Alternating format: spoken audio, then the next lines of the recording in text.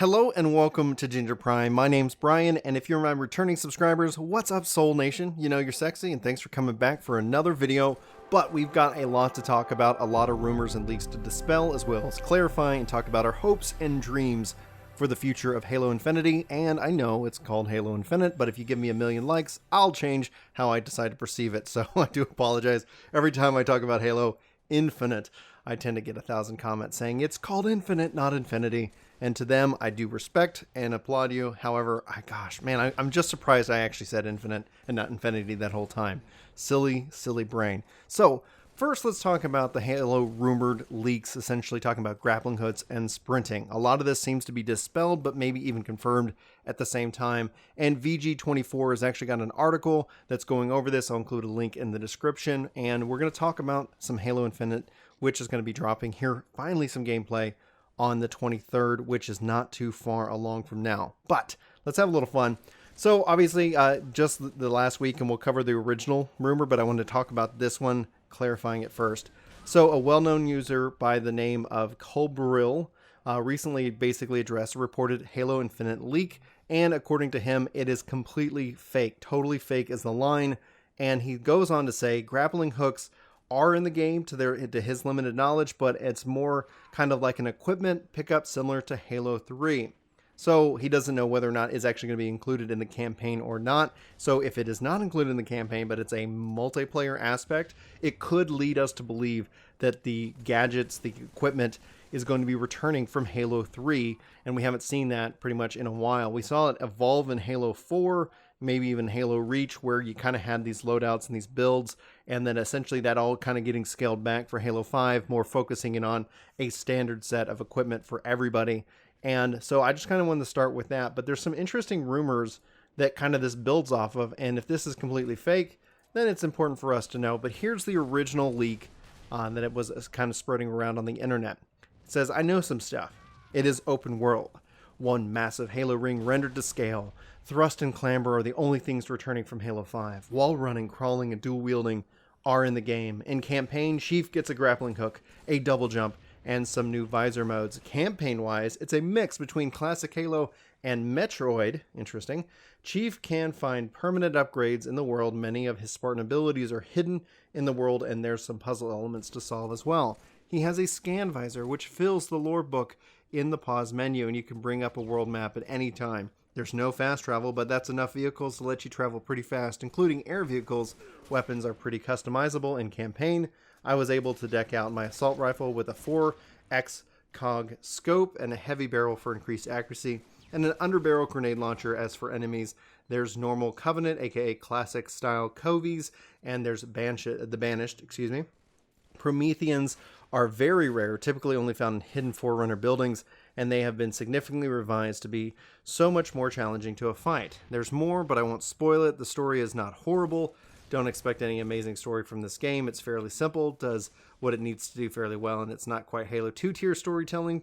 The Arbiter is involved quite a bit. And it then goes on in here from this tweak, Idle Sloth, talking about how sprint has been removed because of the vehicles aspect. But if that is completely and totally fake, then I don't think there's anything ultimately to worry about. But this is going to get us into kind of the conversational piece regarding Halo.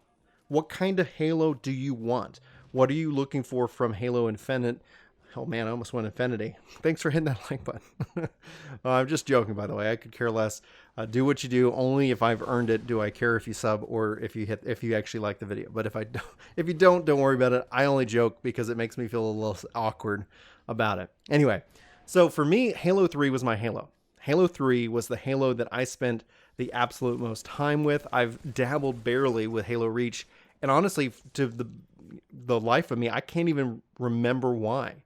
Halo Reach just kind of eluded me for the most part. Halo 4, I touched it, I dabbled with it, I played the campaign, and I really enjoyed it. I was kind of odd or surprised that a lot of people didn't, but it is what it is. Halo 5 is probably one of the most Halo games that I've played for the last 7 years. We typically have a game night group that plays on Wednesday, but it's kind of come and gone. Like, it's been a game that we can easily pick up and play. And I think with that, it really kind of focused in on the esports.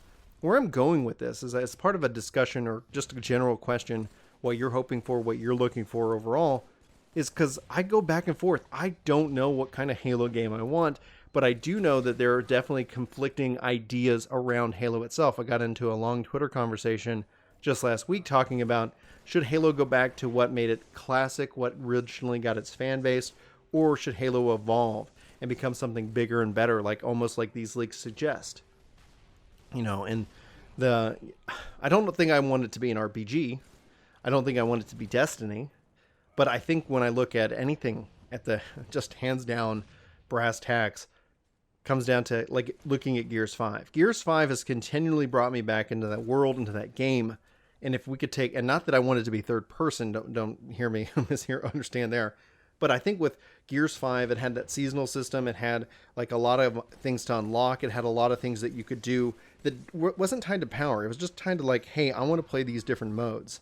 And I think when I look at it, when I look at one of the reasons why I enjoyed Gears 5 so much, and what I hope Halo can actually learn, especially Halo Infinite, can learn from Gears 5, is it had a ton of different options for me to play, PvE and PvP. Where in Halo 5, after I finished the campaign, that was pretty much it. I didn't really go do anything else.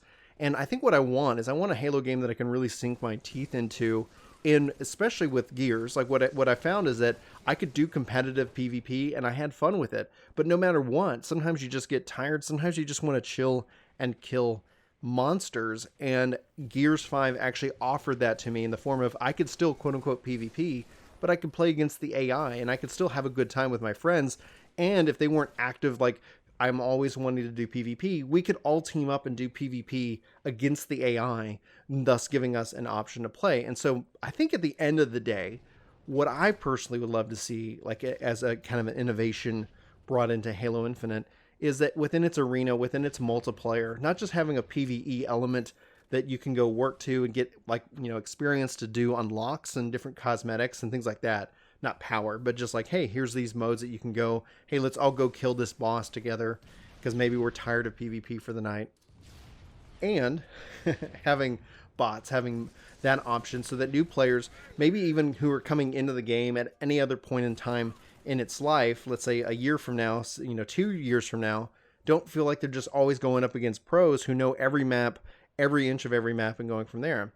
And I think that would ultimately be a really good addition. One of the things that these articles and things do kind of confirm with the name is that Halo Infinite is going to be a continually developed game, that we might see a Halo 7, but ultimately this is going to be what we're probably going to see for a while. And considering how long Halo 5 was supported, hopefully Halo Infinite has that type of, like reach. And when it comes down to it, bringing it to PC, I think it's going to be a huge boost to its game, to what we know about it, to why we're going to keep coming back to it. Just the fact that Halo 3 is on PC, or Halo Master Chief Collection now on Steam, has been a huge boost. I've really enjoyed coming and stepping back into the world of Halo 3, and just to have more options and more Halo, it's going to be really where it's at. So those are my thoughts. I wanted to give you guys the information. Hopefully this video has you excited, has you hyped, ready to go this Thursday. If you care to hang out with us live, we're going to be doing a live reaction with a couple of my friends over on Ginger Gaming Radio. Should be a good fun time. If you guys want, I'll include a link in the description if you want to come check it out with us live while we react and see some really good stuff. And if they freaking bring a Lost Odyssey, oh my gosh, I might just lose it. I might just lose my mind. We really need a return to Lost Odyssey, and maybe I should make a video about that game. It's been a long time. I have access to it. I can go replay it if I get the time. So I would love to see a sequel to Lost Odyssey. Those are my thoughts. I'd love to see Halo with bots, and I'd love to see Lost Odyssey. There we go. That's why people come here. Anyway, guys, hopefully this video has been helpful. I love your faces. Hopefully you have a great week, and I'll see you soon. Take care.